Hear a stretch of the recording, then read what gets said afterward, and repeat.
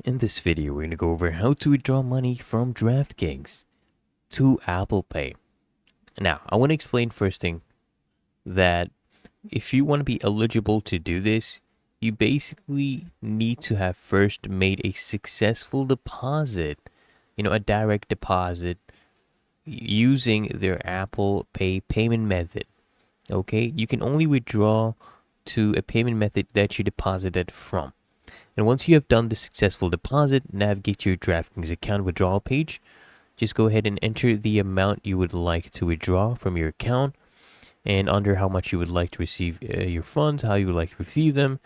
Go ahead and enter the amount, select Apple Pay, and once completed, you just want to select continue to go ahead and finalize your withdrawal, okay? But otherwise, it's really that easy and simple. So I hope this guide provided value to you, and if it did, consider smashing that like button, as well as subscribing to frequently asked questions, and I'll see you guys in the next one.